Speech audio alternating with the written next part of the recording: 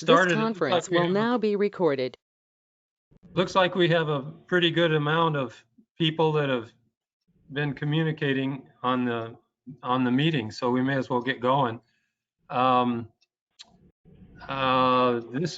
Greg Bates, and this is the American River Basin Collaborative Stakeholder Meeting, which is some people have been around for it for a long time. It's a sort of a latest version of something that started in 1996, a continuous stakeholder meeting. So what we do is just try to share information and collaborate on projects when we're able. And so it's great to have all you guys, and we have some really good participation from people today to do updates and reports and things.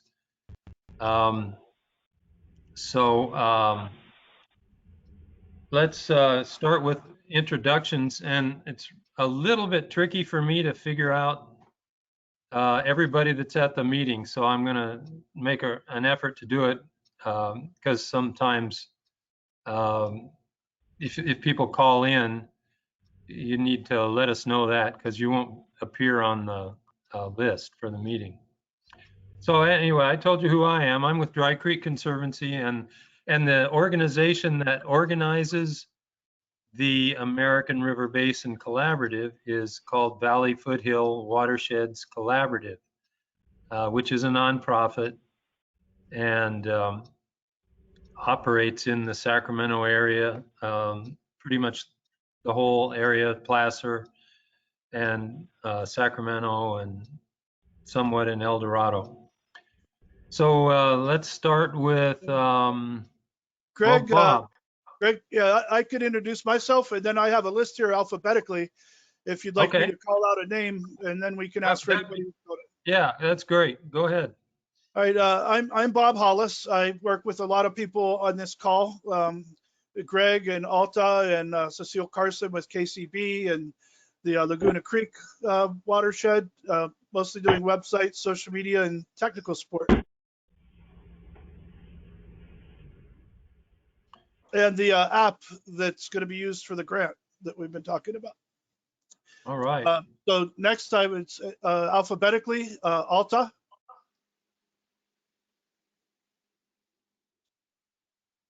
Alta, are you? Yeah, I had to unmute. I'm Alta Tura, and I am president of the Sacramento Area Creeks Council. I serve on the board of Valley Foothill Watersheds Collaborative, and also the Laguna Creek Watershed Council. And my main focus is to help with creek cleanups.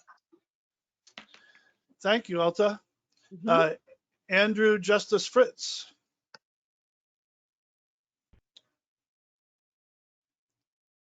Andrew, it looks like you're muted. Yeah, I'm here. Oh, sorry about that. Yeah, Andrew Justice Fritz with the Placer RCD. I'm the Grants and Outreach Manager and fairly new to the office, and so I'm just here to learn and listen. Thank you, Andrew. Brian Pimentel.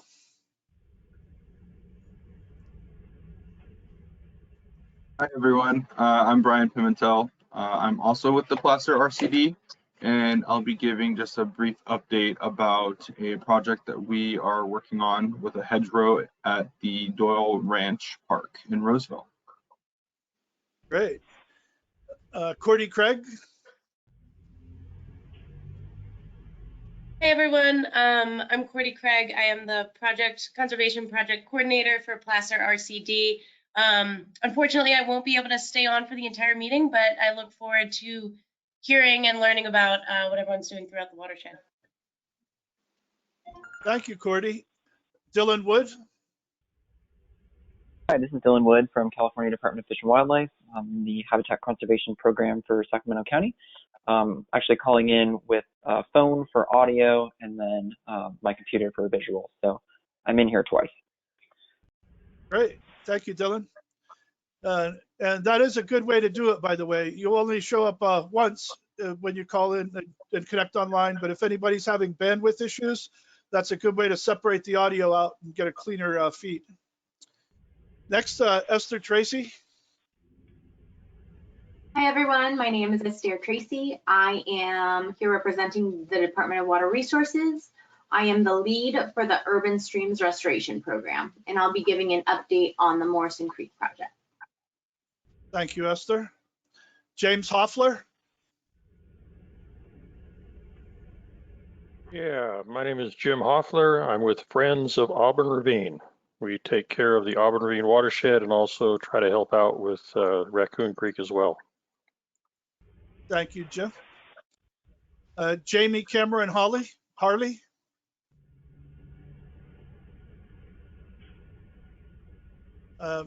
Jamie, it looks like you're muted. Okay, double muted. I'm on my phone too. Okay. Hi, I'm Jamie Cameron Harley, and I'm a volunteer. I help a lot with Creek Week and also with the Sacramento Creeks Council, and I've done some work with Greg and with Matt Oko and Rosebell. Great. Catherine Perkins. Hey everyone, Kat here. I work at the Water Forum, here to give an update on Cordova Creek. Thank you, Catherine. Katie Conkle. Hi, this is Katie. We also have Brad Brewer here. We're with Placer County Flood Control. We're just here to listen and learn. Welcome. Ken Ballard. Ken Ballard, County of Sacramento, Department of Water Resources, and I am in the Stormwater Quality Group. Thank you, Ken. Matt Ocko.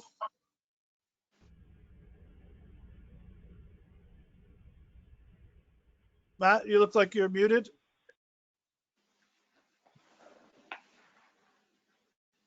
Okay, perhaps distracted with a day job issue. We'll come back around to Matt. Michael Stark. Hi, my name is Mike Stark, and I'm the newly elected president of the DCC. So, what is it? What is the Dry Creek Conservancy? I don't know. I went out for coffee and I came back president. Congratulations. Mona Bass. Hi, I'm Mona. I lead the Adopt a Creek program in Lincoln. Wonderful. Thank you for that. Paul Comiskey.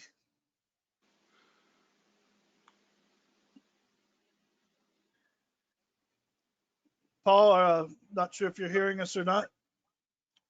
If so, it looks like you're muted. Okay. Are you there, hear Paul? me now? Now we hear you. Yes. Paul Comiskey, newly elected to the Dry Creek Conservancy Board, and I'll give a report on efforts to keep Dry Creek clean with help from the people who have to do community service for the courts. I'll talk about that when I have a moment. Wonderful. That's who our local county fairgrounds uses all the time. Work release people, or rather community service people. And it's worked out really well over there. Rafael Rodriguez. Yeah, hi everybody. I'm Rafael Rodriguez. I'm with CBEC. I'm here to give a presentation on our drone work along Steelhead Creek. Cool. Randall Smith. Yes, I'm a private citizen interested in the waterways all my life, and volunteer to help clean up. And I primarily am along Arcade Creek, about midway up Arcade Creek, but also interested in Steelhead Creek and others. Working with Jeff Leatherman, our former county parks director, trying to get drones involved in monitoring the trash we were picking up along Steelhead Creek. So I'm looking forward to the presentation. Great. Thank you for your volunteer efforts in the community. Shadell? I'm not seeing a last name. That actually, yeah, that is my last name. First name's Matt. I work with the city of Roseville for helping with the Adopt a Creek program and various other things. So, yep. Fantastic. Yeah. Cheryl Hun? Hello, I'm Cheryl Hune with the City of Sacramento Department of Utilities, and I'm here representing our Stormwater Quality Improvement Program. Great. Teresa Johnson?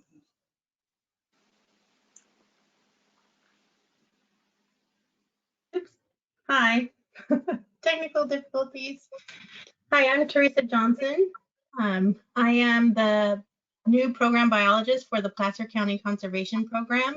And so I'm just listening in to see what projects are going on and out there and potentially how we can join together in the future.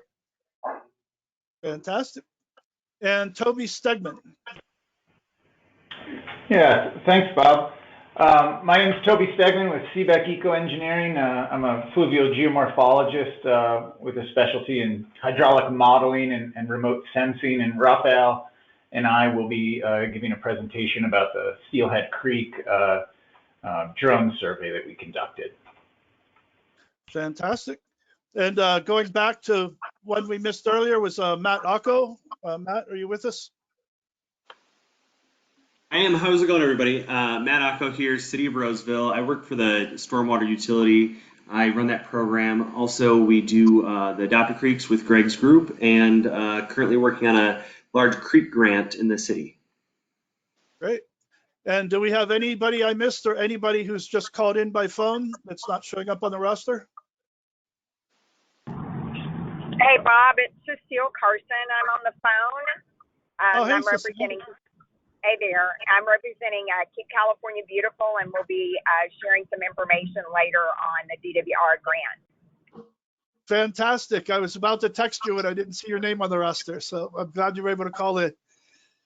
Okay, Greg, I think that's a wrap for the intros. Thanks a lot, Bob. That worked well. And maybe your advice about turning the camera off except for the one that's talking would work well. Yep, done on my end. So if you're talking, you turn it on, then everyone will know you're talking. Otherwise, we don't need it.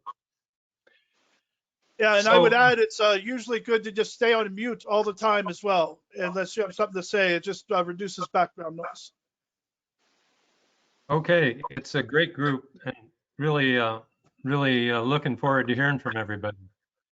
So I think we'll start going. We'll look at item 3 on just looking at the notes from March, and they've been sent out. I usually do them and send them out, and people can review them.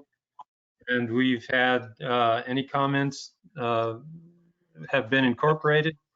So just to check in with people that may have other questions or additions or corrections, anything else about the notes from the last meeting?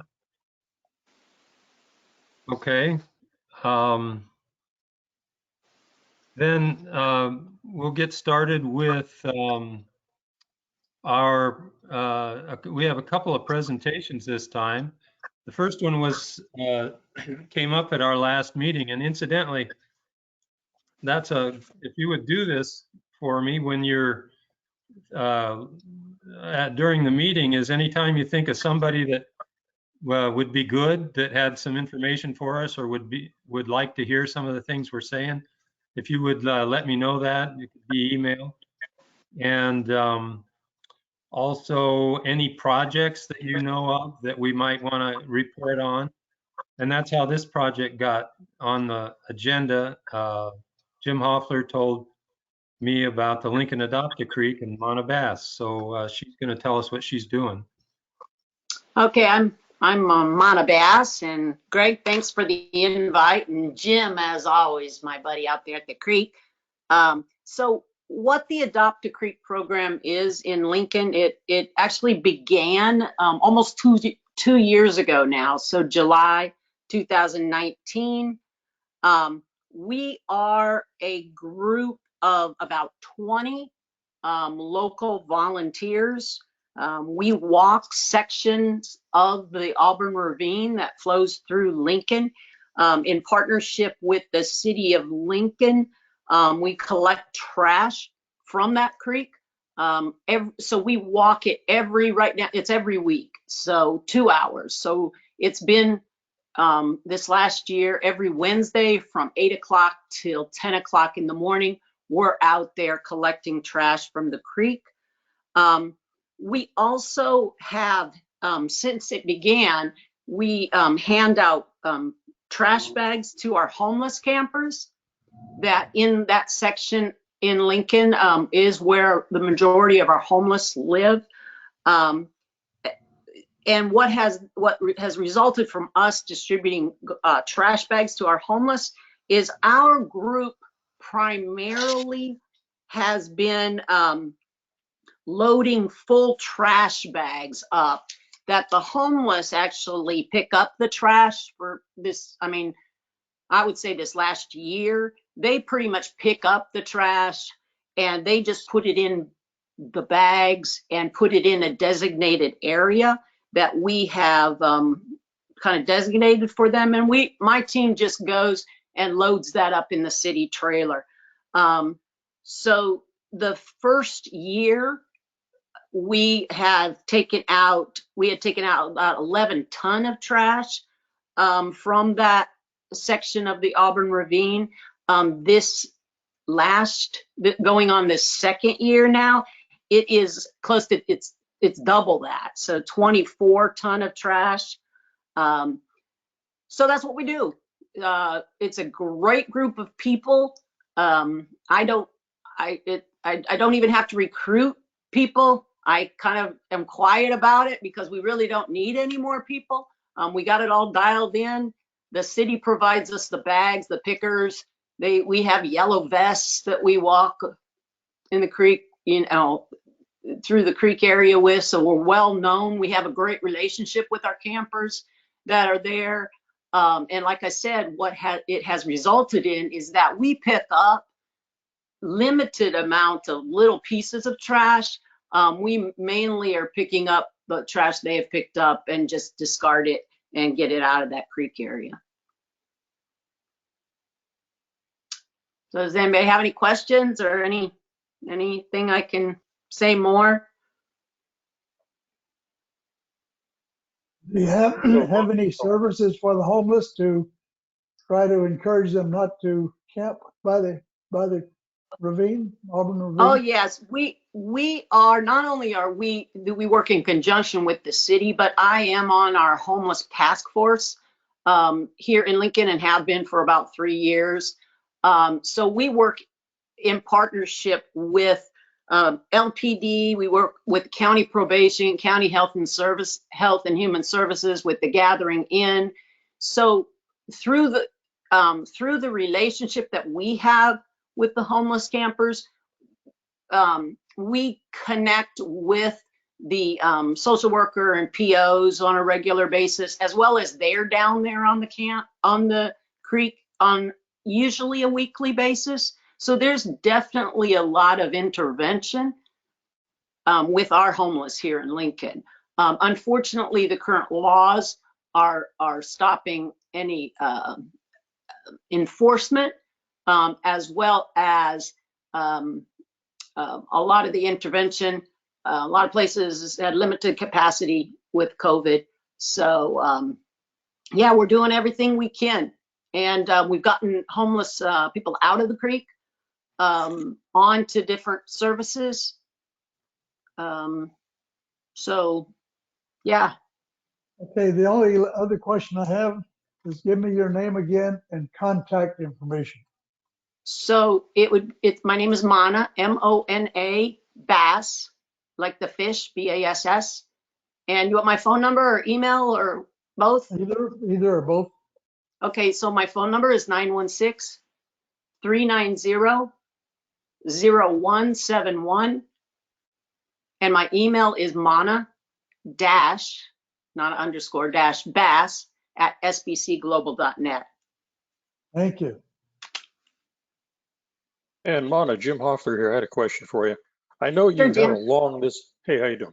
I know you have a long list of volunteers that participate, but I also know they don't all participate every day. So could you give us an idea about how many volunteers you need on any particular day and then what your total volunteer head count is? So we have 20 volunteers, and for the most part, we have 15 volunteers working every week. And so, good size crew. yeah, and pretty much our, depends on seasonal, but in Lincoln, we have typically walked from Highway 193 all the way beyond Joyner Parkway. But as the weather, like for example, most of the creek area is high grass, dry grass at this time before the goats kind of finish up some of that area. So the camps, thus the trash, has pretty much been in a concentrated area over the last probably 6, maybe even 9 months. And my group's really efficient. That's a really, sounds like a really effective program. Yeah, and you know, this emphasis is on trash removal. So, you know, the city of Lincoln used to just do the kind of once or twice a year whenever they could get at the creek cleanup, utilizing all the different work release, jail, you know, everything that's available that I'm sure has been used before. That really resulted in a lot of trash retainment at the creek until those things were set up. So not only are we bringing trash out of the creek on a regular basis, but we're empowering the people who are there, unfortunately, at this time to remove it. So that is just a beautiful thing that we are able to do in an unfortunate situation at the time. But the additional benefit is just developing that relationship. So not just the trash removal, but you know, that accountability that we provide and that positive foot traffic on our creek area. So we're going to be moving forward to kind of enhance that capacity, just that positive traffic and in those creek areas, because in Lincoln, it's a beautiful thing. Our creek area is beautiful. So all of you guys have that. So hopefully you'll hear some great news in regards to that in the future. Lana? Yes. It sounds just like you're doing a fantastic job there. Can you, do you have any sense about how many campers are there along the creek where you're cleaning, and like a linear measurement for how much creek you're cleaning?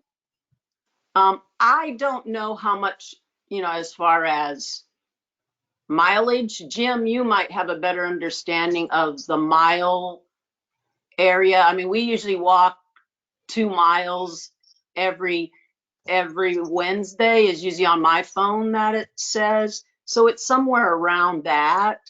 Yeah, that's right. Yeah.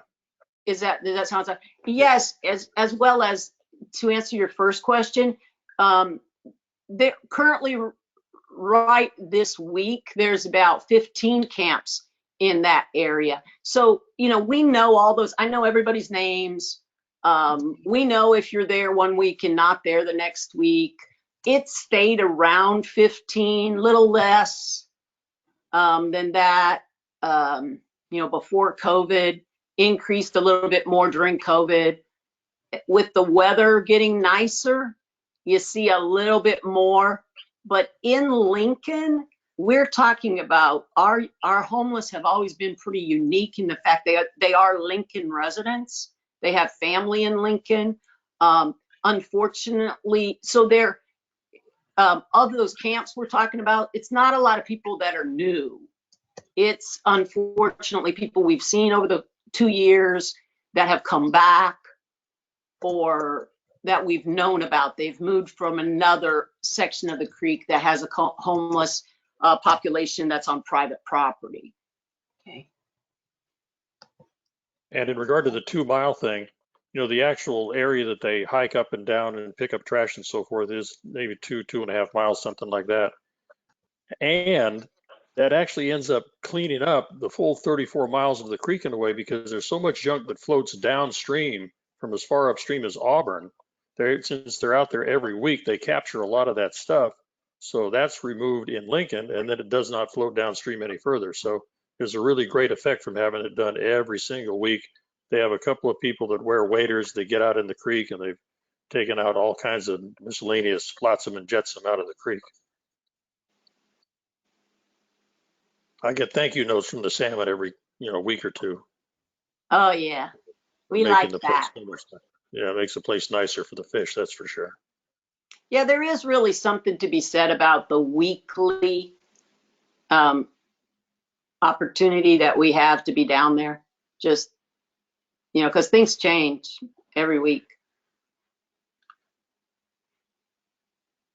Sensational program. So, is there anything else for Mana?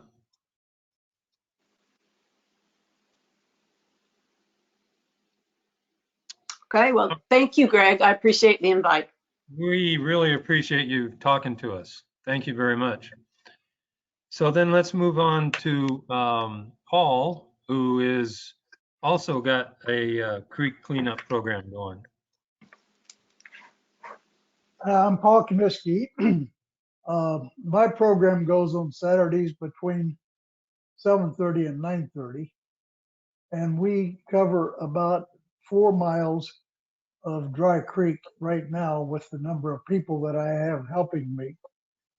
And my basic tools are a wheelbarrow and some garden tools. And since the trail that the part of the creek that we monitor is also has the Miners Ravine Trail go along with it, we also have a bucket, and we have a person assigned to what's called a poop bucket. And unfortunately, some of the poop is from dogs and some of it's from human. And since there are a lot of homeless people who walk along that trail, there are a lot of cigarette butts, and we pick them up too. And the dry creek during the winter hasn't had that many people. I guess it gets pretty wet down there. But as soon as May came, it started to be getting to be wall to wall. And we are hampered somewhat. We don't have the good positive relationship that Mona has with the homeless people who camp there. What I find is that the homeless people frequently leave early in the morning, and so they're not there when we go. And we go off of the Miners Ravine Trail and go follow every trail that we can all the way down to the creek. And we clean up around the homeless camps, but we try to leave what is obviously being used by somebody for camping. If they left a sleeping bag on the ground or something like that, we will leave that. I've only been at this for about a month. I use people who need to do community service to work off an obligation for the court, domestic violence court, DUI court. A number of the misdemeanor courts require people to do something like 20 hours of community service. And those people are allowed to go out and find a nonprofit organization, any church or any nonprofit group that they can find, and they can do this community service for them. A lot of these people are mentally ill, the criminal defendants, and some of them are just going to be hard to place. If they went to some nonprofit, they'd scare some little old lady to death when they came into the office and told her they wanted to volunteer. So cleaning up the creek is a very good match for them. I'm learning and learning as I go. I just was talking today to a man named Dave Bueller, who is the social services director for the Roseville Police Department. He told me that anytime that people spot big encampments where there's a lot of trash, that the open space people in Roseville go there on Thursdays. So we've been hauling stuff out that I learned today that we can just notify the open space people and tell them exactly where it is, and that they would come and get it on Thursdays. We're also going down into the creek bottom, and in some of the places we're having a difficult time getting to because the water is too deep. You kind of have to swim, but we're finding bags, pallets, all kinds of big objects. We're hauling a lot of that kind of stuff out of the creek. Greg has suggested to me that there is a state agency that does reports on the water, and I would like to add water monitoring to what we're doing, to look at those reports and to find a teacher at Sierra College or somebody like that could interpret it for us, and maybe in some places take samples of the water and have them tested. The concern is that the number of campers who are living right on the creek and all the human waste flowing into the creek. The other thing that I just learned last week, when we pull out a shopping cart, or we found a bicycle in the bushes that looked like it had been stolen, we called the non-emergency number of the Roseville Police Department, and the community service officer came out in a pickup truck and was able to take the bicycle. And so I picked up on that. Well, we're going to, when we bring out shopping carts, we bring them out and kind of park them at the end of the trail, and that's just an invitation for the next homeless guy who comes along and needs a shopping cart to grab hold of it and take it back in there. So we're going to start calling the community service officer, and they can make some brownie points by taking the shopping carts back to the merchants. So I learned a couple of things today. Mona has a great idea about giving bags to the homeless people, asking them to just bag it, and I could work with the open space people and find out where they should put the bags. Picked up on Thursdays, which is the day that they drive along the Miners Ravine Trail to do that. And as I've worked out the bugs in this system, I'm only doing about 4 miles of the creek right now. But when I figure out a few more things, if I can find some other leaders to take other sections of the creek, then I will do that. We'll get them, that person's a wheelbarrow and some tools, and the idea would be to kind of grow this project and have as much of Dry Creek as we could get covered by people who would go there weekly and clean it up. The other thing that's happening, and I'm going to close now, notice you've got a lot of folks and lots of stuff to cover, is that we talked last week about the fact that the salmon haven't been coming up Dry Creek. And Greg reported on some drone footage that shows some human obstacles. And so one of the things that I've been doing as we've worked along the creek is identifying some places that look to me like they might be obstacles too. And if we get to a point where, as a group, we start trying to locate the obstacles to the salmon swimming, look at a couple of places and and see if we might need to do something with them. So with that, I'm going to stop right now, except to say this is very much a work in progress. I'm learning new stuff every day. Thanks a lot, Paul. So that's a great idea to set it up with the community service. Anybody want to talk to Paul about anything?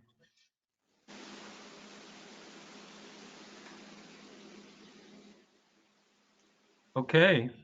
Thanks a lot, Paul. I appreciate you taking the time to talk to us and let us know about it. It's my pleasure. And I was amazed at how many people out there are involved in trying to keep the creeks alive and going, and I'm really happy to see that. Thank you.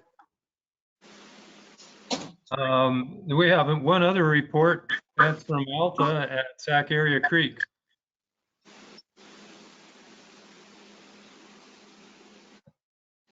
Hi, everybody. My organization in the past managed a Sacramento County-wide event that was a yearly cleanup of the creeks, and we would get up to 2,000 volunteers each spring. We always did it in the spring, and we, of course, had to cancel the event in 2020, and we have a big cleanup event on hold. We're not sure we will resume that way. So in the meantime, we provide support to people who would like to do a creek cleanup in the way of supplies, helping them to figure out who they need to contact, get permission from, that sort of thing. And we provide various levels of support depending on what the need is. The leaders that contact us are given materials to review, and so that we're sure they're following, the proper procedures for safety and all of that. And so far, our leaders have been leaders of past Creek Week cleanup groups, and they've already had experience. So I do a vetting if I'm contacted by somebody wanting to do a cleanup. Normally, I get contacted after I send out the quarterly e-newsletter to our list, our big list that we have from past cleanups. And then I just figure out how to help them accomplish what they want to do. And this would be countywide. So we have a group that cleans Arcade Creek almost every Saturday, led by Bill Templin. He's one of our board members, and he cleans in the city and also the county of Sacramento. We've helped provide support, mostly in the way of supplies, to the group cleaning Elk Grove creeks every Saturday. And those cleanups are led by Sharon Anderson and Dave Irons. And they have really good support from the city and the CSD there in Elk Grove. They do excellent outreach and results reporting. It's just fantastic the way they're running their program. And then we have supported the Earth Day cleanup that was done on April 24th. And that cleanup was managed by Wes Sands of Citizens for Science.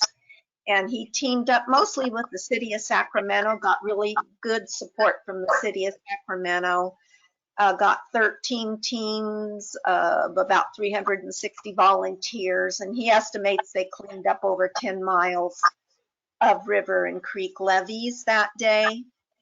And then I just get contacted by individuals, and I'll hook them up with a park district. We've done that for Orangevale, and also we had Sunrise, a church group of high school kids, do a cleanup for one of the Citrus Heights parks in the Sunrise Park District. Also the city of Sacramento has developed a really handy guide for, they're calling it Trash Your Trash. And so I have their guide on our website now. They've got really good graphics and they've simplified, it's just very readable. Our instructions that we originally developed are pretty just heavy on text, and they've just done a really good job telling people how they can do their own cleanups and be successful at them. And then we had 2 cleanups in the city of Folsom. So we're just trying to help people keep the network going. I have trouble getting results reports from some of these people. So it's hard for me to be able to provide real accurate statistics. So it could, because it is sort of informal. So that's basically what we're doing and what we'll keep on doing as long as we can manage it.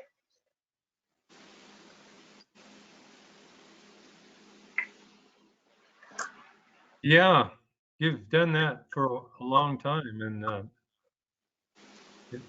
it's been an amazing program. Creek Week, all the thousands of people. Yeah. I'd like to get the instructions for safety. How can I get those? Go to creekweek.net and you can go to volunteer or just scroll through, and you can see our instructions for safety, and then also what the Stormwater Partnership put together. That's the Trash Your Trash.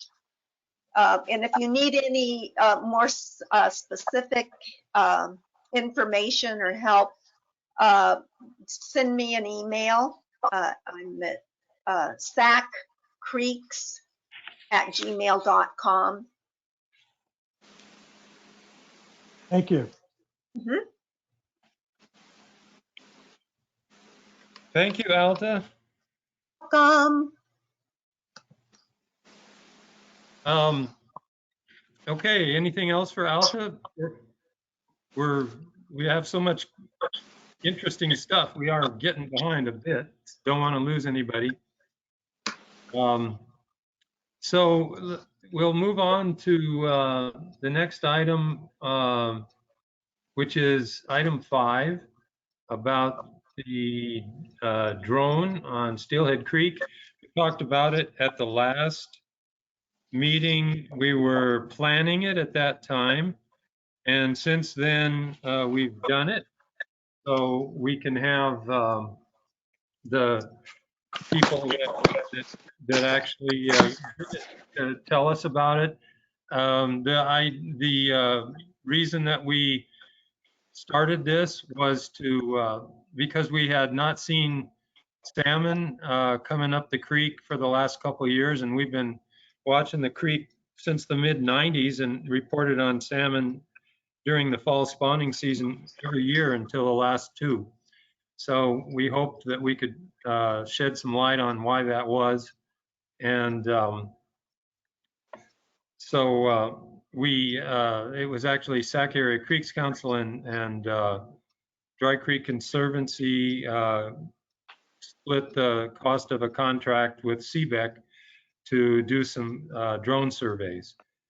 And also in this, as always comes up when you do creek surveys, everybody wants to see if you can survey the thing they're interested in. So after the report, I'd like to have a discussion of how we might be able to collaborate to do more drone flights that would provide information for a variety of different groups.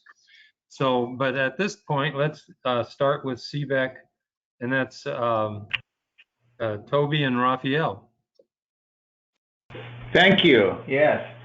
Just working on getting the screen share commands. I think Bob is sharing the reins over with me. Once we get that, I can put my presentation up here on the screen. Beautiful. Thank you. You got it. Excellent. Appreciate that. Thank you. All right. Well, my name is Toby Stegman, and I work for CBEC Engineering.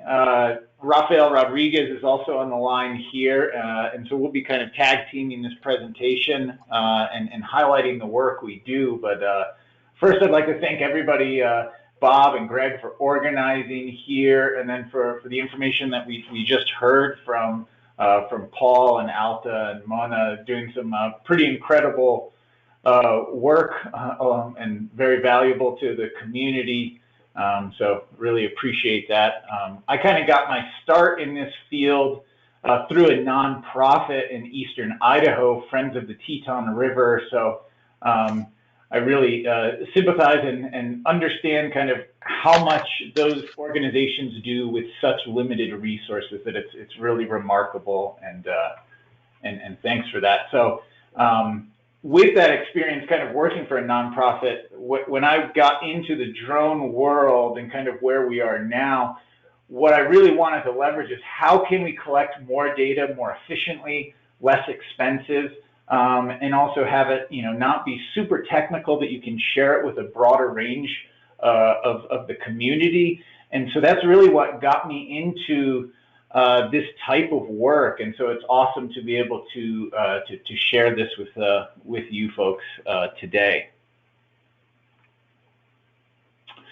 So what we did is we went out on Steelhead Creek and flew it with our drone, and so we just want to give you kind of a quick overview of our methods here, and then get into the data that we actually collected and share some of that results, and then we're going to kind of wrap up by showing you a couple other cool projects that we've been involved in, other ways that we've used drone imagery for different projects, for monitoring, and then we're looking forward to the discussion afterwards of different ways that we could leverage these resources, because it's good to have a bunch of different tools in the tool basket for answering different questions.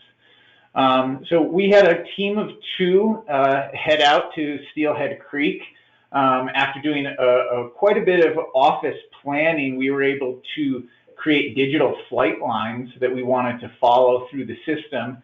That way everything is geolocated. We knew exactly where we were flying and when we were flying, so we can sync up video with a geographic location, which is really powerful for reviewing that information afterwards. So we have, while we're flying, we have someone, they're really focused on the controls.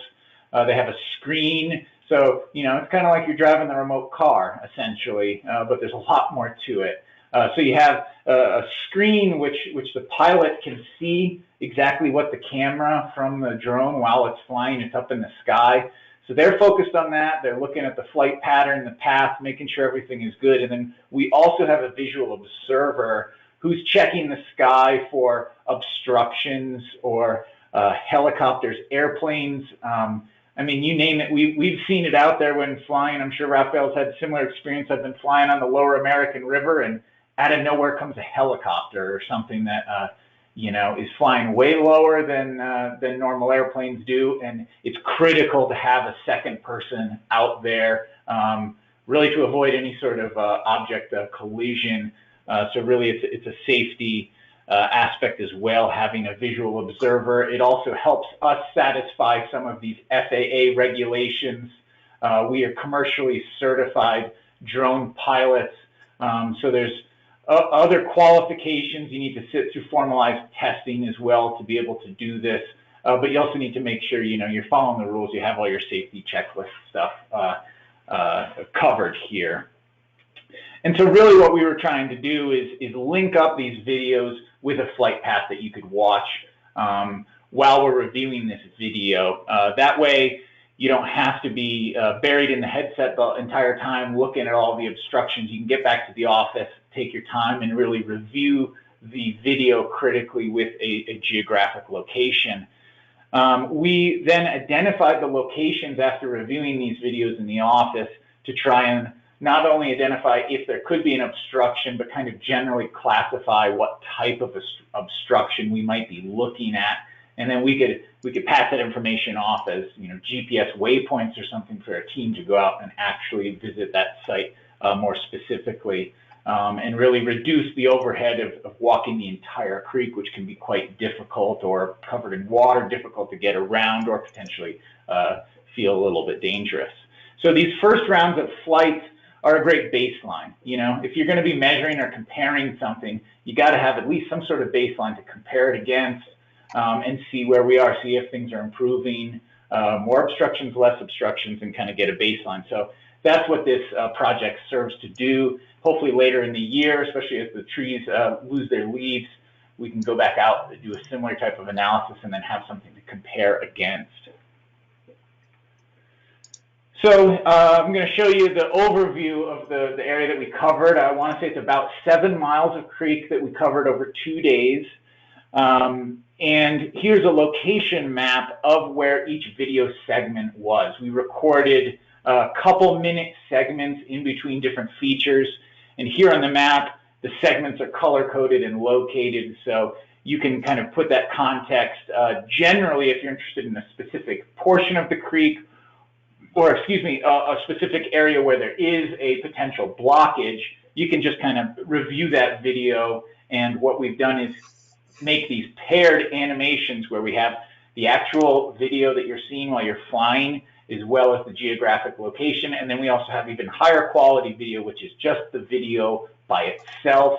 So you have a multitude of different resources to pull information from. We started at the downstream end, the confluence there with the Sacramento River, and flew upstream. This was done to best optimize our viewing geometry. That way we were able to see down into the creek the best we could, and better identify any sort of potential blockages. So here in this lower section of rivers, about 5 blockages that we were able to identify, and get a good coverage of all the sections of river here. So most of the work, the crew was up on the levee and flying the drone over the trees, over the canopy here. So, you know, any sort of issues of access or deeper water, it alleviates us from that. They're in a much safer, easier to work in environment, and then let the drone kind of do the harder work flying down the center of the channel. We also continued this survey all the way up to Dry Creek, and we even included a small portion flying up Arcade Creek here, a little bit higher concentration of blockages in this upstream reach, which Raphael is going to give you some nice insight into, and we'll start you off by giving you an example of what some of these animations have done. And to give a little bit more introduction to Raphael, I'm sure he will, but he probably will be more modest in singing his praises. But Raphael spent a lot of time in these systems, not only flying as a commercial drone pilot, but also working as a hydrologist. So installing gauges, doing some of the monitoring that I believe Paul was talking about, servicing that instrumentation. He's got years of experience working through this area. And that really helps facilitate you to understand the system a little bit more, think more critically about it while you're reviewing this information, because you're not thinking of it as just a photo or a video, you're thinking it through the lens of a hydrologist. So there's really a lot of value added to his experience locally through all these systems. He's got an impressive resume through this area. So with that introduction, I'll let Raphael take it over, and I'll be clicking through the slides here, so he'll just give me a heads up, and I'll progress the slides. Yeah, hi everybody. Like Toby said, I've been on this system since 2016 actually, where we had a monitoring effort with several gauges throughout the reach from the D15 pump house near the Dry Creek confluence down to this portion here at the Arden Garden connector. So yeah, Toby, if you could start this up. Here you're going to see an animation, a screenshot of the software that we used, Geotagger, that could correlate the location of the drone with the video in real time. So as you see here, as a video flies along as the drone flies along the center of the channel, on the right, you'll see the yellow dot updating the location as you go along. This is crucial for us to be able to identify locations that are obstructions or trash, any camps, anything that might catch our eye, and we could quickly look over on the right and see exactly where that is, so that another crew in the future could go down and address something if they need to. Right there, we're starting to see objects through the canopy. Actually, we do try to fly as low as we can while still keeping clear of the trees themselves. Obviously, we want to avoid any crashes, not only with the trees, but also with any power lines or anything like that. And here coming into view, we have a Riffle obstruction. Right now, because it is just a screenshot of a video being processed through another software, it's not as clear as it could be. Again, this is why the 4K video is really handy. Here we could zoom in and take a closer look at this, but even at this lower resolution, we are able to see that there is an obstruction in the river, that there are camps alongside the river, and yeah. Can you next slide? Yeah. So here's a still from the video itself. Like I said, this is potentially just a natural riffle obstruction, just due to the clay formation in the bed. Near the bottom of the image, you'll see some of that clay formation come up towards the top of the channel, which is why it looks lighter brown, and the low flow channel winding through that. So that's why I believe that this is part of that natural formation. But on top of that, you do see branches and other objects piling up upstream of the obstruction, and also trash just generally in the area, and another camp, probably a tent over to the right. Yep, and we saw in the video previously, there's a much larger encampment through this area where you get to see several of the tents, and then this obstruction here, especially with the in-stream wood and the shallow riffle, even if it doesn't pose a blockage currently, it does have potential for debris racking with future events or addition of other material upstream that could get hung up here. So even if field visit doesn't validate that it could be a fish obstruction, it's an area to kind of keep an eye on because it has a higher probability of debris racking. Yep. Yeah, and as Toby mentioned earlier, part of this is part of our methods is identifying flight paths that we could fly over and over again. So this could be our baseline, and we could keep an eye on this location. Yep. And we can even zoom in higher. Raphael was mentioning the 4K video, and really what that means is it's just high density video. So the more you zoom in, you're not losing as much resolution here, and it might not come through with the screen share, of course, but you can just keep zooming in and in and in on a lot of these features, and really identify, through the tree canopy, I can, 4 or 5 different colored, speckled, orange, red, different colors, through there where that this area either has a pretty significant encampment or a bunch of trash or potentially both.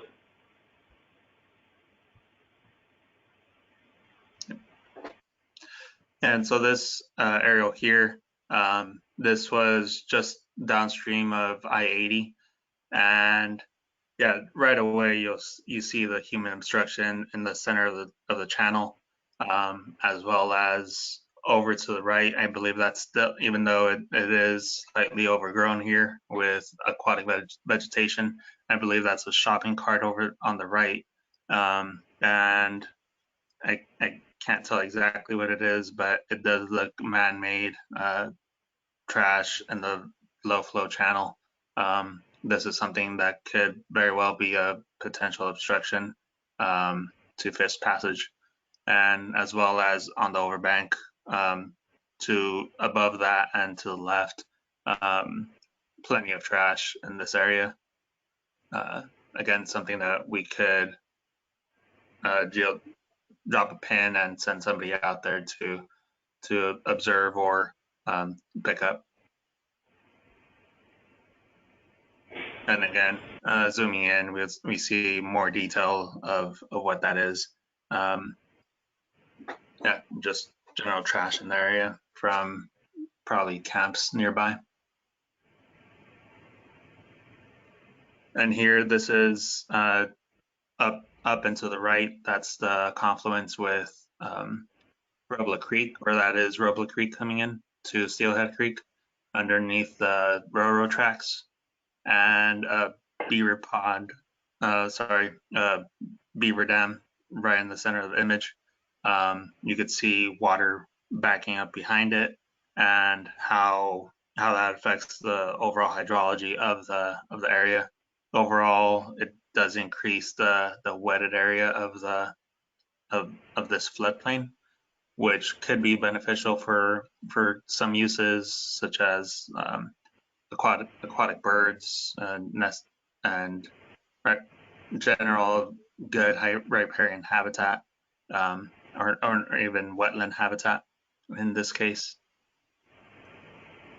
Yeah, and this is a great section of river to be flying, because this would be some rugged areas to walk through and travel with obstructed views of the creek. So I wouldn't really want to wander around and wade through the side channels unless I knew, there was something down there that was worth investigating, or you had kind of an end goal. It gets pretty marshy and kind of funny. And I think I'm just realizing, Raphael, is this a bird that's swarming you kind of on the left-hand portion of the screen there? There's a little pond on the side by the walking path. It looks like a bird that's full span. Yep. Yeah, I remember if we had the video up in this presentation, you could definitely see the swarm of birds all around the drone. They're pretty interested in it. If they're making friends. Yeah, exactly. Yeah, so and that kind of plays into some of the attributes of the drone, that we really can cover lots of ground and effectively. And I know Raphael probably has many stories of different encounters or trying to bushwhack or get through into those areas, as well as potential personal hazards with different encampments that the drone really helps alleviate some of those issues. I'm not sure if there's more to add on that. Right? Yeah, specifically in that area that we were just looking at, we did have a gauge strapped to that railroad pilings on Riffle Creek there. And like you said, that area is really marshy, and it was really difficult to get to by foot. And yeah, this is something that we could see what's in the creek easily by hand, by drone, that we wouldn't really be able to access or even see from the levee. So yeah, this foot surveys like this, as many of you know, you are running and managing these creek cleanup programs. And yeah, you could have very large crews out there, and you do have a ground view of things, and you get a really high level of detail. You could literally get your hands on the material that's in the creek and discern hazardous versus non-hazardous waste.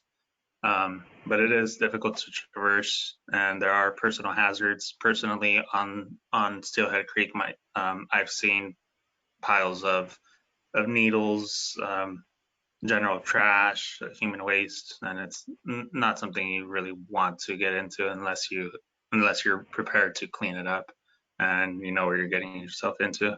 And you also might need an escort through certain camps if you don't necessarily have the best relationship with the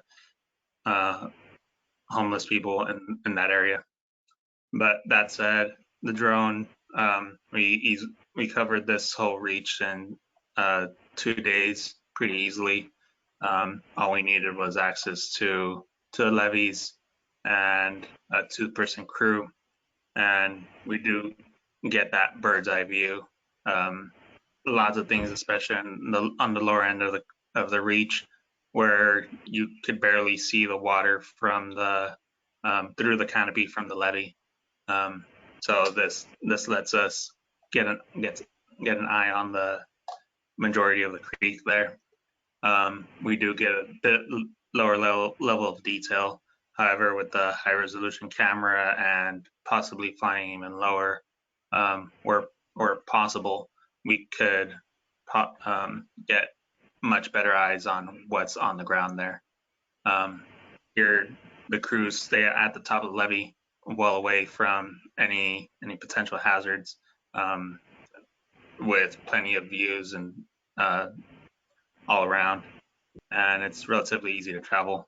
You could just park along the side of the road or even drive up to the levee, onto the levee if you have the proper access, like we did in certain areas. And yeah, we collect geolocated data, and we could drop pins for future crews to access to clean up, or just keep an eye on certain areas to see if what happens if the beaver dam blows out from one year to the next. Is it moving? Is it getting larger? Stuff like that. Are the water levels dropping low enough that the riffles are becoming an impediment to flow, and also to this passage? And yeah, the programmed flight paths are able to be repeated, and year after year or month after month, whatever the frequency might be that we're interested in, we could fly the exact same path and get side by side comparisons of what's happening along this creek, or any other creek for that matter. Yeah, and the drone survey isn't meant to fully replace the foot survey either. They both have their piece in the puzzle. And I can't tell you how many times we have had video of a drone survey of a creek or a river system, and you're sitting back at your office, and you might have even just been out on a field visit, and you took all the notes you thought you wanted, and you took all the pictures you thought you needed, and you get back to the office, and you realize you don't have the picture or the note that you really wanted. And that's what's great about having a continuous video, is you can just dial that thing up, go to that area that you're interested in, and really kind of get new insights, or refresh your memory of something, 6 months ago, or maybe you did a flight 2 years ago. It's easy to pull that up and compare it. So there's a lot of kind of value added that's not as obvious as you think, that I've really been fortunate enough to rely upon. And then, there's a multitude of other uses that we can use these image data for. These are a couple examples of projects that CBEC has worked to design and construct. The left-hand panel is image of the South Cyprus side channel project up towards Reading, which this is some spawning gravels that were introduced. And you can even see in the panel, the drone imagery is so sharp that you can see where the excavator was kind of moving and grading out the material. And then you can see a couple lighter white spotches in this gravel, which these are reds from winter run salmon. And the project, was pretty much just completed, and they're already going after it, which is fantastic monitoring potential that we use this for. On the right-hand side, I believe this is from Lower Sailor Bar project on the Lower American River, where not only are you seeing the fish, but you're seeing the disturbance of the reds, and pretty much if there was a piece of gravel that they could try and utilize for spawning, they were on it. So it's really fantastic to have video or still captures, or there's ways of even taking many, many still captures from above and stitching them together into one large seamless map, which is an incredible resource for monitoring how these projects go. And especially with restoration projects, you know, really in the grand scheme of things, it's all so new to us. Rivers are so dynamic, unpredictable natural systems that we try to restore them. We do the best. We use the best technology, science available to us. And then folks move on, and you say, well, we don't learn anything and we can't make a better project if we don't monitor what we did and we see what works. We're acknowledging things that maybe didn't work and things that work, and we carry that forward. So there's a lot of lessons and insights that we can gain from these monitoring practices. The other thing that we can do, which don't be too afraid by this slide, there's a lot kind of going on here, but if you think about your normal digital camera, your iPhone or any sort of camera, that point and shoot that you've taken, it really looks at red, green, and blue wavelengths of light. And what we can also do, other technology that we have, and this plays into vegetation monitoring. It's a common theme in remote sensing, is object identification or land classification.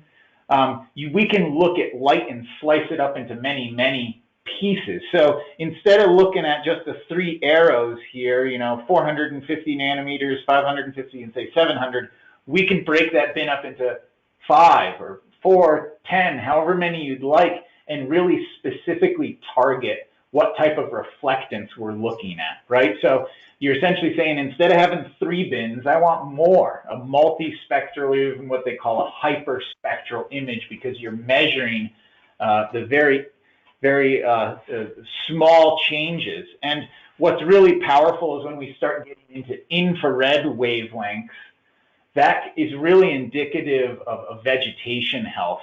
And that's something that we did on Cordova Creek, another restoration project off of the Lower American River, which CBEC was involved in you know, restoring a concrete line channel back to something a little bit more natural through this area. There was a lot of vegetation planting that was going on. And what you see on the left-hand side is just your original color image, something you take with your iPhone or point-and-shoot camera. And what we have in the center is an image which has the near-infrared wavelengths shown as the color red, because our eyes can't perceive near-infrared wavelengths. It's too long of a spectrum. What we can do is we can capture the amount of reflectance and then just trick the computer. We can say, well, I know it doesn't actually look red, but I can at least display it to my eye using that red color. And really brighter red tones is really great for identifying chlorophyll that's in that plant, and we get to see how healthy and productive that is. So that's something that we can also kind of track through time. And then there's other you know, derivative products that we can get where we can even simplify that to either a -1 or a 1. You know, is it a positive number? Is something healthy, or is there areas that are suffering, or maybe, you know, just a barren landscape or such? And so those are just kind of a couple quick examples of other uses we've used drone imagery for. We also can do topographic surveys, you know, these ortho images, stitching those together, which is becoming more and more common in our field, something similar to like a LiDAR topographic product. We've shared here in this Google Drive link, and I sent the link as well to Greg, and he can feel free to distribute it. We've put a collection of these videos up here for folks. There's the 4K video, which is the highest resolution. So if you're really interested in one segment, you know, you can kind of use the overview map and the composite map videos to find and identify which video you're interested in. And then that's where we have the highest resolution. We can pull screenshots or zooms and things from that. We also have the composite videos, which is the video that we showed early on here, where we have the drone on the left panel and then the actual geotagged location map on the right-hand panel and the composite videos. And so the naming conventions there match with the overview map, so it's easy to identify.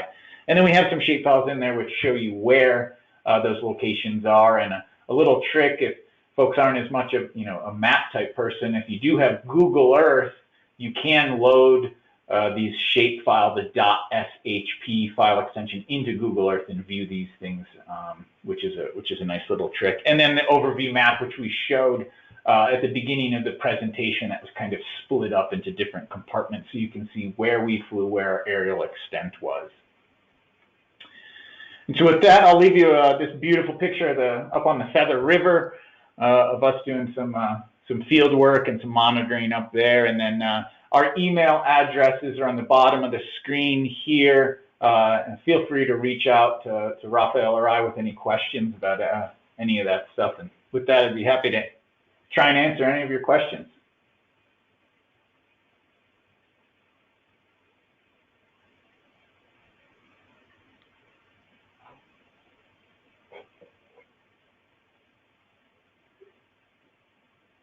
And a great presentation. I'll comment, but I'm not one of the experts, so I'll leave the rest to them. But Greg, I wanted to let you know I switched over to your screen to show again. You should see a presenter prompt. Oh, okay. So that's a pretty amazing technology. I think that, the really exciting part of it is the ability to recreate the same flight path and look at things over time. Definitely. Does anybody have any comments or questions about how they did it, or? I just have one quick question, Mike Stark. This goes to actually not so much to the drone, but to others. Have you seen salmon migration on Arcade or Roebuck Creek? Just questioning whether our little salmon coming upstream made a right turn on Arcade and didn't come further, which would indicate something previous, or maybe in Roebuck Creek, maybe they got to Roebuck Creek and made a right turn. So just a question general, did anyone monitor salmon migration on either of those two streams? Yeah, I think Bill Templin does a lot of that on Arcade, and we can have him come on and give us a report. I'll put that out. He hasn't seen any salmon. We haven't gotten any reports of salmon. You haven't heard anything, have you, Randy? No, I was going to add, I've worked with Bill quite a bit. I live right next to Arcade Creek. Have not seen any salmon in the last few years, but when we broke the drought about 4 years ago, I photographed quite a few salmon coming up Arcade Creek, and was really impressed at how many, up to 32-inch males were could actually identify by their spot, the colors on the images on their backs. It's a good photography, but nothing these past 2 years. The conditions, we've been watching for them, but they have not been seen any evidence that they've made it up this way. Actually, since we did fly up Arcade Creek, if I could get presenter privileges real quick. I do have video of an obstruction just done right near the confluence there. Okay, Raphael, you should see a prompt to show your screen. Yep. Yeah, okay, so here you'll see that the location on the right is right at the confluence. So the video is actually looking forward a bit here. But just underneath the railroad, this whole patch is dry. So that might be something to look at if we are expecting salmon to be able to swim up here at low flows. You mentioned that a couple years ago during high flows, this was this would probably have been connected. I do remember times where this whole floodplain was a couple feet deep in water, so I would imagine that this would have been connected back then as well. So is this Arcade Creek we're looking at here? Yeah, Arcade Creek is going from the top of the screen down to the railroad tracks, and then underneath the railroad tracks it dries out. There's a bit of a puddle here, but it doesn't look connected at this time. I guess we would have to walk out there and to see whether it needs to be, I guess, bulldozed out. So Yeah, it, dredge. yeah, dredge would be a better word, dredged out, or whether it. So Mike, I want to interrupt this discussion and just move on. We have Okay. about 8 people that want to give reports, and Okay. we can put all of this on a. This would be a great topic for future future agendas. Fantastic project and report from CBEC, and I think maybe we should put the discussion of sharing drone imagery on a future agenda. It seems to me a project that's just really perfect for a group of people with different interests and objectives and lots of different groups. And you know, the idea is how can we share the imagery and the information that we can get out of those videos for multiple uses by multiple organizations. And you know, as always, that's tricky to get you know, people to be able to work together on something like that. But you know, it's obviously a pretty big endeavor, and it's going to be a big project for any one group. So a collaboration seems like a good idea, and I think we are going to have to take that up at a future date. We have about 8 updates. If we spend until 3:30, it's about 3 o'clock now. If we spend about a half an hour, we could have a few minutes, 2 or 3 minutes per report on that, and we'd finish in pretty good time. So I hope everybody's happy with that idea. And I'll just mention item 6. We don't have a lot of progress to report on that one, and I've heard from both the 2 people that were most interested in that were Maureen from CSU and Dahlia from Citrus Heights, and are not Rancho Cordova, and so we don't really have much to report on that one. Hopefully we'll have more in the future. So let's go to number 7, the updates, and just see if we can get through. We have such great participation from all these people that agreed to come on and tell us about their project that I want to give each of them a chance to tell us what they're doing. So let's start with the newly funded Citizen Science and Cecile Carson from Keep California Beautiful. And, Good afternoon. Thank you so much for the time. When we spoke in March, we thought that the grant was imminent, and it was. So we now have funding to actually implement the Citizen Science project. The kickoff meeting was held with all of the organizations that are part of this much larger grant last week.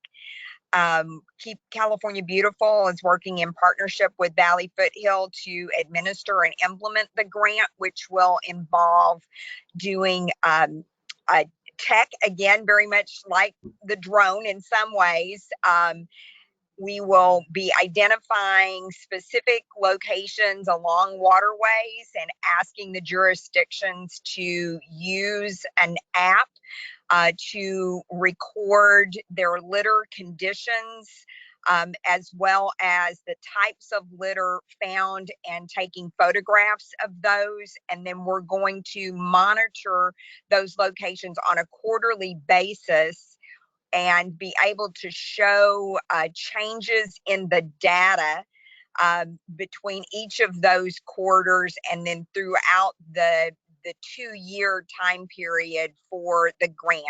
And each of the jurisdictions that has agreed to work with us on the grant will have a dashboard that will have maps that show where the litter conditions are most extreme along the waterway, and what also tracking the items to see whether or not there's any difference between the quarterly reporting and cleanup periods. So we have started the administration of this grant. We will be reaching out to the locations to get them on board and hold the first actual cleanup and tracking event late August into probably September. So some of you that have been involved and heard about this grant in the past, if you're interested, please reach out to us, or we'll be potentially contacting some of you who already have existing cleanups that you do and may want to participate using this technology and tracking purposes. And I'll turn it back to Greg if there's anything else that you'd like to add, or Bob, if you have anything you'd like to add, or any questions that anyone might have. No, well done, Cecile. The reason, as I mentioned earlier at the intro, is Mobius did develop the app technology, and Cecile developed the survey along with Christine Flowers, based on work and research she's been doing for probably 2 decades now, I would guess. So thank you for that, Cecile. And if any tech support we're here for, and any field work support, Cecile's there for. Yeah, thank you for taking this project on. All right, then, Matt, which Matt? Whichever Matt is here could tell us if there's any news about your project in Roseville. Yeah, I can take that over, Greg. We should be starting construction here in the next few weeks, actually. So early to mid-July, we are expected to start construction. Just site setup, site prep, and then construction will take about 6 to 8 weeks to finish most of the creek work and recontouring that channel and getting that bank all shaped up so we can block that erosion from occurring. The plantings will probably take place September to October. We're trying to stop that so we don't have an issue with the rain that we may or may not get. So hopefully we don't have that in the future, because we're based a lot on rain when you're doing restoration out there in the field. But no, other than that, everything's going smooth. We have a pre-construction meeting next Tuesday, I think, for all of our major players that are involved in it, and everything is running smooth so far. I cannot complain right now. Talk to me in a month and it might be a different story. That is great that you're ready for the pre-construction meeting. You got everybody on board, it sounds like. Yeah, everybody is ready to go, and our contractors are set up. We've got all the permits in place. Even the last one that we were having a little bit of trouble with, it went through smooth. So we're good to go. This is definitely a project that you want to be standing somewhere looking through the knothole at. This ought to be really fascinating. Yeah, and it's just been, an eyesore of the community, I think, for years. The city's had different iterations of some sort of grant, Greg, for the last 20 years or so. So it's exciting to actually start moving on it. That what I just said kind of made me think of something that I hadn't thought of before. Is I wonder if you could designate some sort of a high spot on the bank somewhere where people could watch. Oh, I didn't think about that. The Metro Chamber will have a great view off their back patio, of course, so you could always ask them. Unfortunately, we'll be blocking some of that parking lot, so I don't know as far as traffic goes where the best vantage point will be.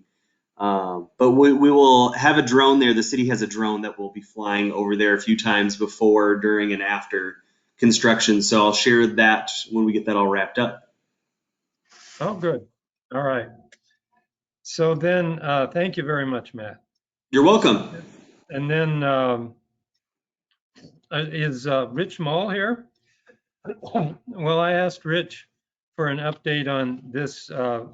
This project has gotten a little old, so a lot of people may not remember it, but it was an idea about again monitoring and surveying trash, and I think that the information that I got from Rich was that there's not a lot of movement on that at this point for whatever reason, and doesn't sound to me like this project is going to go ahead, so I think I'll probably take it off the agenda.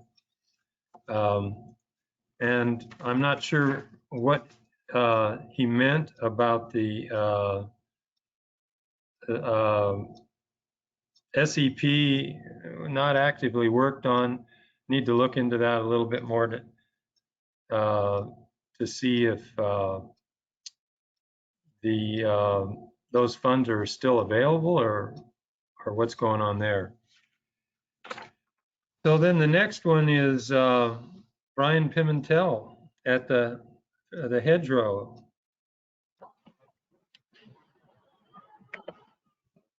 Hello, thanks for inviting me to come here and talk a little bit about a project that the Placer Resource Conservation District is working closely with the Placer Parks Division. So we are planting a 1,200-foot pollinator hedgerow in Doyle Ranch Park, which is a 25-acre park located on the western side of Roseville. Houses a 4-acre little like municipal park, and then the remaining acreage is in an established or recently established oak woodland. And so the pollinator hedgerow will be placed in the oak woodland area of the park. And we recently found out that we were approved for an application by the Xerces Society that will be providing the plants for that 1,200-foot pollinator hedgerow.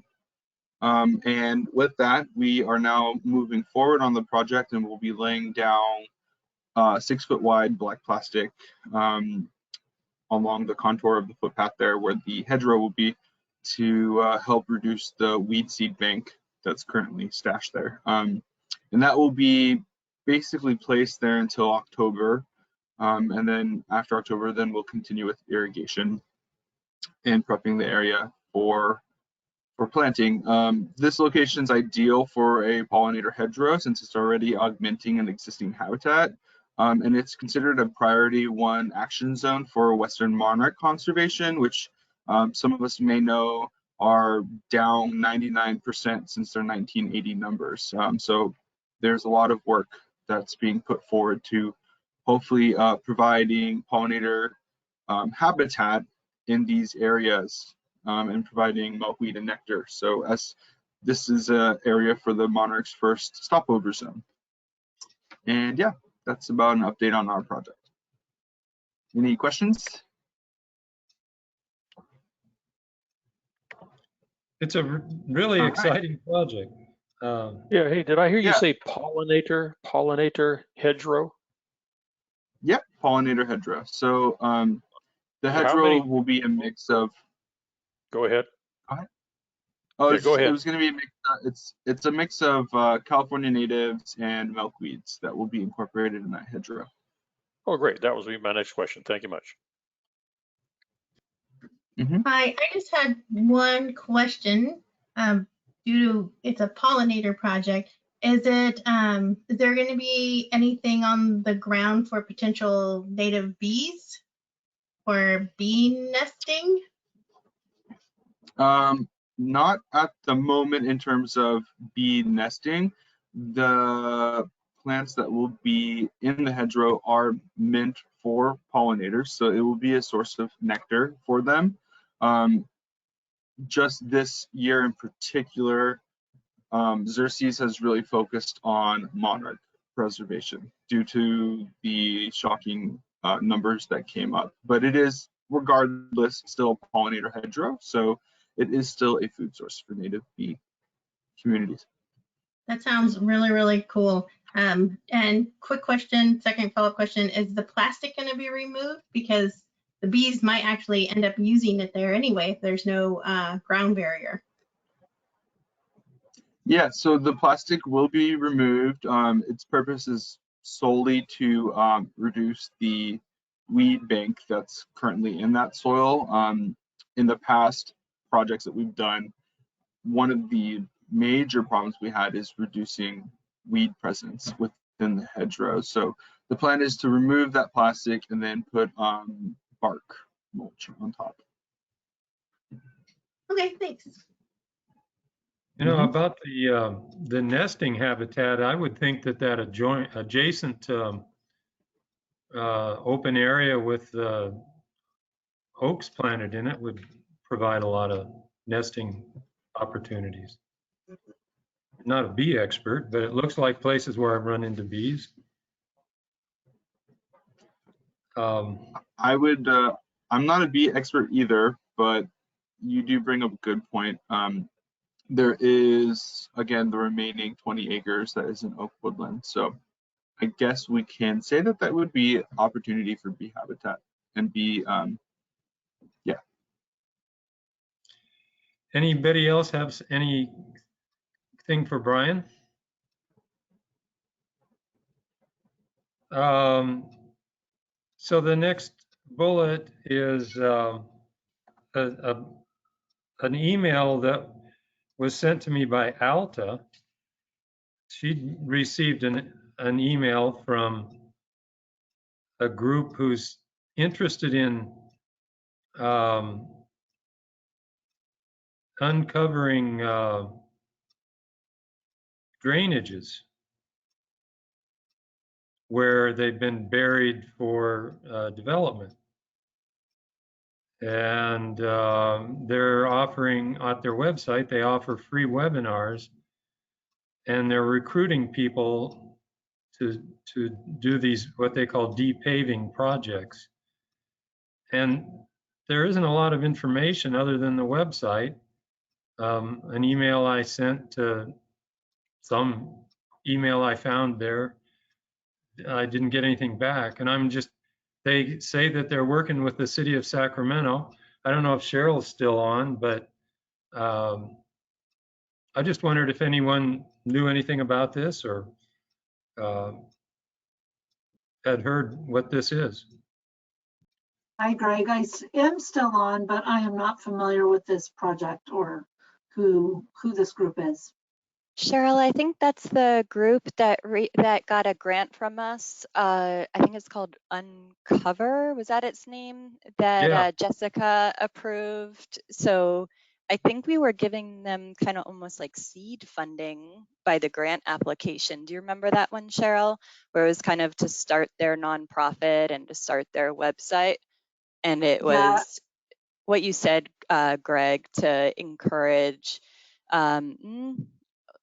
LID on kind of a small level, like teaching people the concepts and then encouraging kind of small projects of increasing, permeable areas. Yeah, I don't remember the details, but if it is one of our, what Lisa's referring to is a community action grant program that we have for $500 to up to $2,000 grants per project. So I can reach out to, that's managed by Jessica McCabe. So I can reach out to her and see if she has a contact name or any information that we can pass along, Greg. Oh, thanks a lot. Yeah, it would be really interesting, really good to coordinate with them.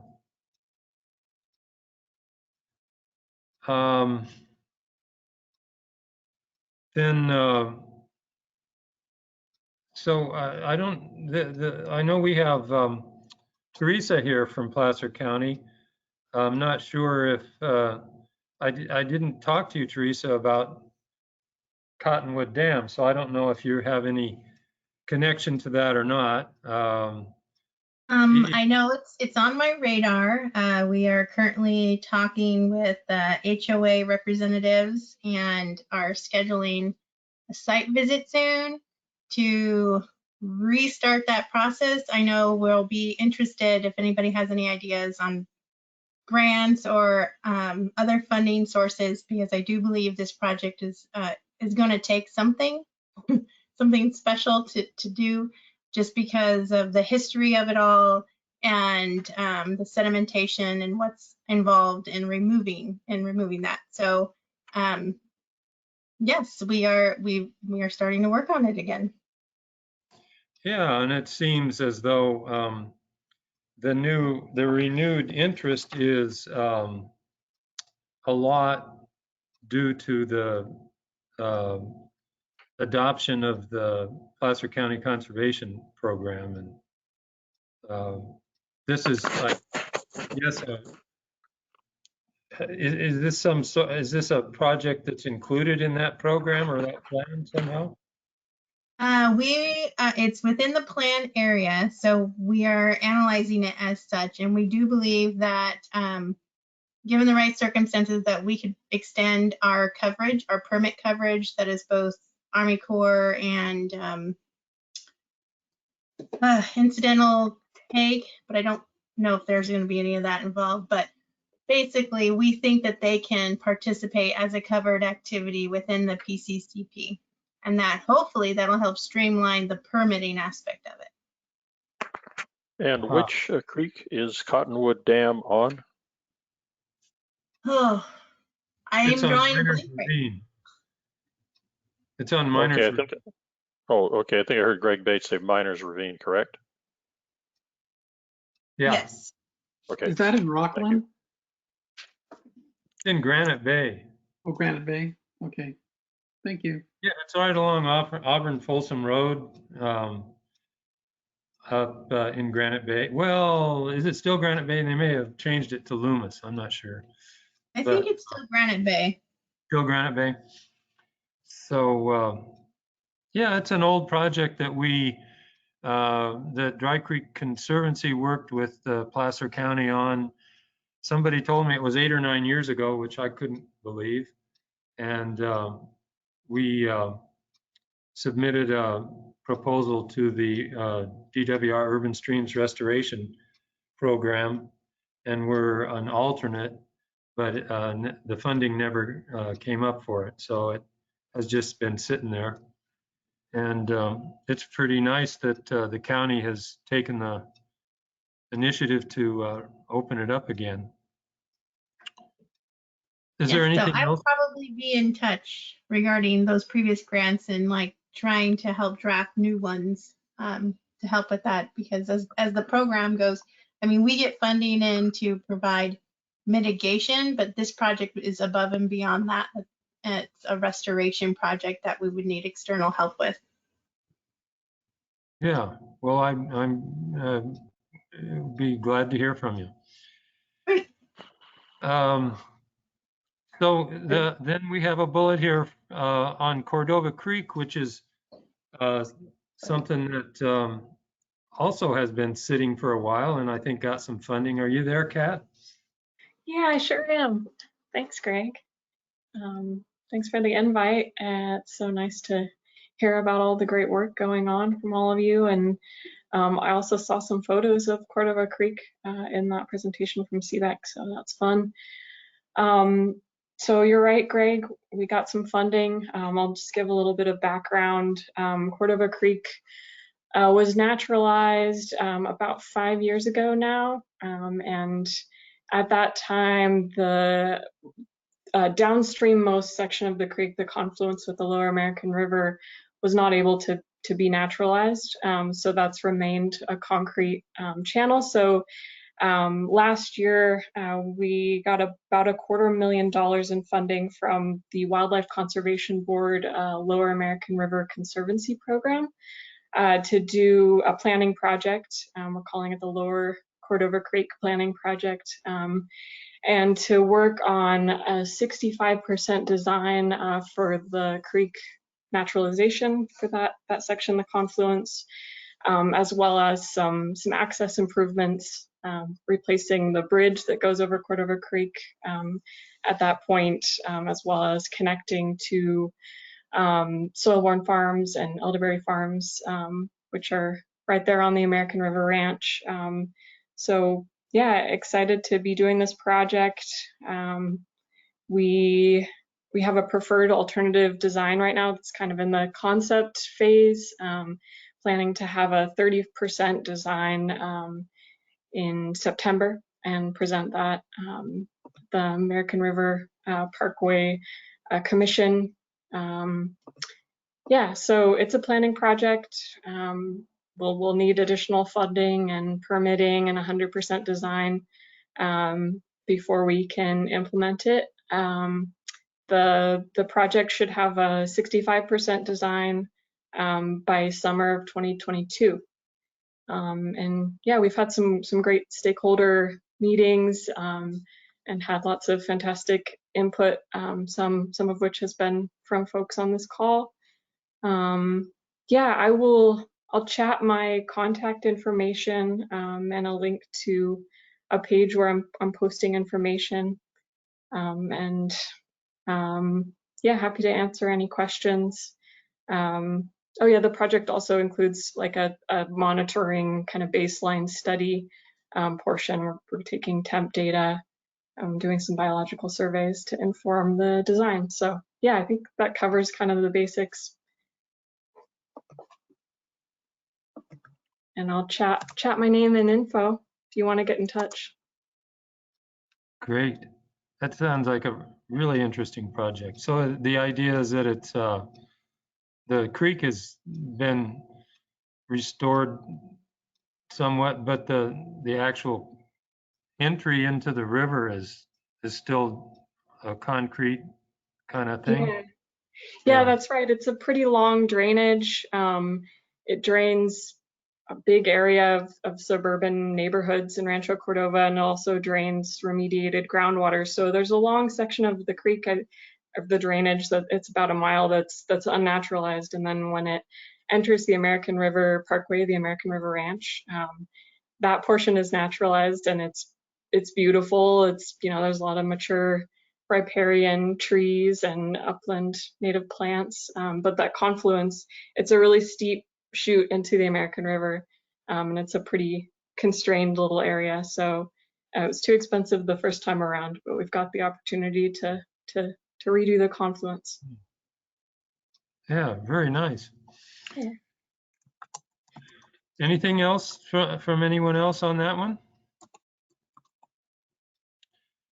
If Esther is here, we could hear from her about Morrison Creek. Sure. Hi, everybody. I'm Esther Tracy. I'm with the Department of Water Resources. I'm the lead for the Urban Streams Restoration Program. I'm sorry, yes. And I am the grant manager for the Morrison Creek project. So currently the project we awarded the city of Sacramento. Let me pull up my notes. There we go. So the Morrison Creek is located here in Sacramento, and it's between the 65th and Power Inn.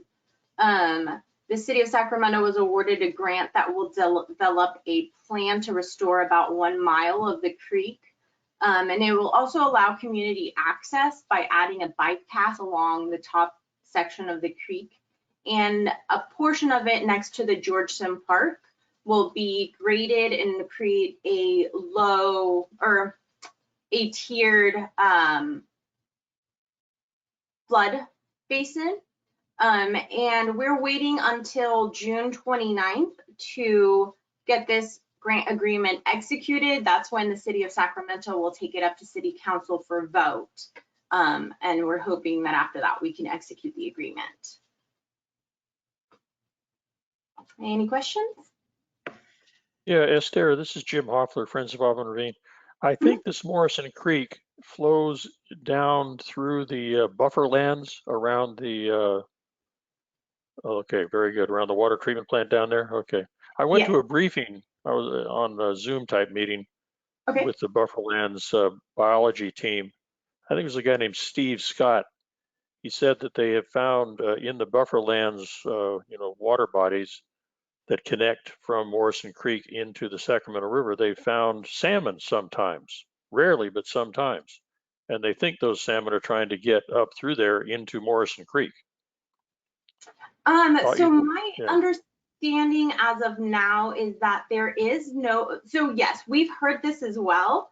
But as of right now, my understanding is there's a levee there. So we're not sure where the salmon are coming from. That is something we are interested in. I know this particular section of Morrison Creek is highly channelized. It is concrete lined. Once you get up closer to Rancho Cordova, it's more naturalized. So this particular section we're hoping is a pilot so that we can show that we can restore larger sections of the creek and hopefully eventually get salmon. But right now the conditions are very warm temperatures, very low flows. I'm not sure if salmon would be able to survive right now. Okay, thank you. Esther? Hi, Elsa. Hi. Could you review who the community partners are with this currently, and please repeat when this is going to City Council? Yeah, so the community partner is the Sacramento Community Land Trust. And then I think you know Naila, she's the representative for that one.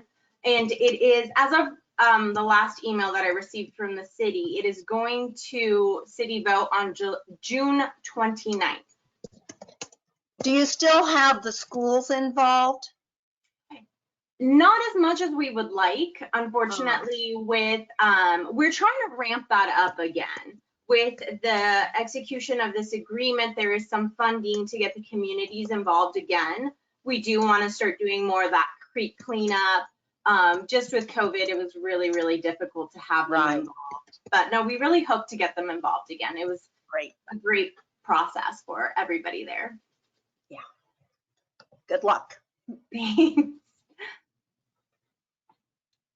Another really interesting project, and I think that's what's really exciting about getting people to talk about what they're doing, is that throughout the region there are efforts to restore natural creeks. It seems like things are maybe picking up after the pandemic and starting to happen. I think that I need to find out on this last item, the WASH URC, from the Regional Water Authority's IRWMP about how that's where that is at this point, and I don't think there's anyone here that knows about that. So we'll leave that till next time. And we've scheduled these meetings quarterly, and we invited people for the whole year, although the notice list changes a lot. So some people, may not have been sent an invitation. And the next meeting is September 16th. And are there any suggestions for that meeting, what we would do at that meeting? Again, any projects that people think it would be worthwhile to share, I would love to hear those and be able to add them to the agenda. Also, any people that should be aware of this process, this stakeholder process. It has a fairly large mailing list, and luckily not everybody shows up because it would be a huge meeting. But I've found over the years that even though a lot of people don't show up, they actually look at the agendas and they look at the notes, and I hear from them and they ask me about things or tell me about things. So I think it's it's serving the purpose that it's meant to, which is to let people know what's going on in the world of watershed management in the Sacramento region. So I'd like to just ask now, is there anything that anybody would like to suggest that should go on the next agenda?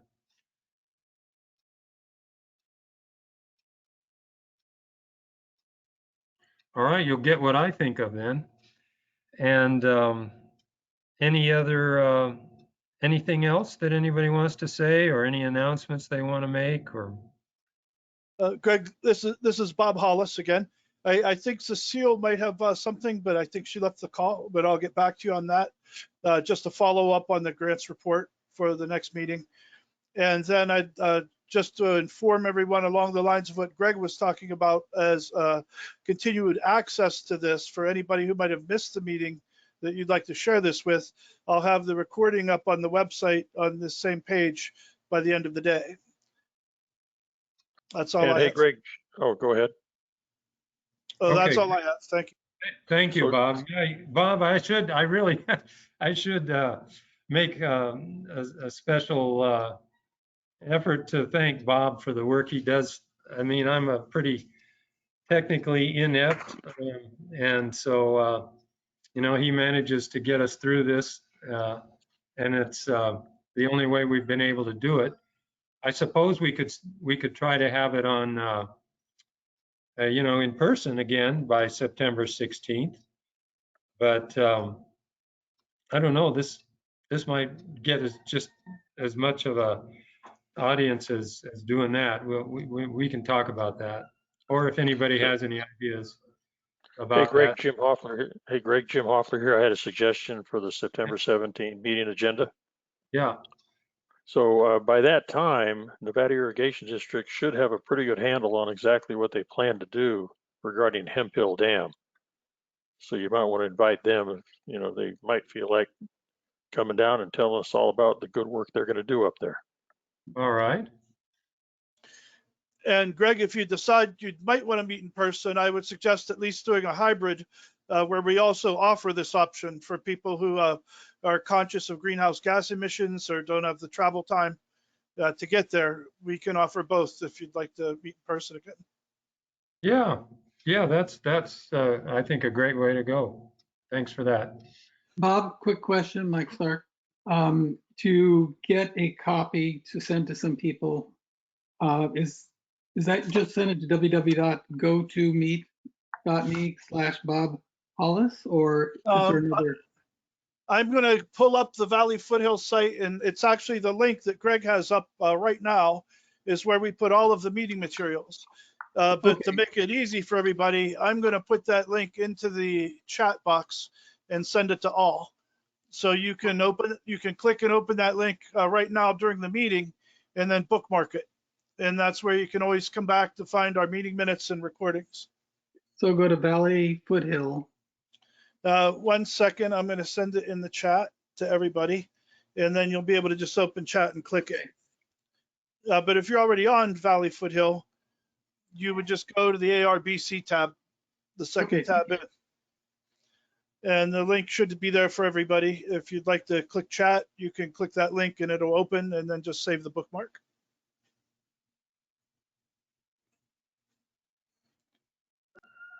Thank you. Thank you. Appreciate you stepping up and all the work that'll be on your plate, hopefully over the next many years.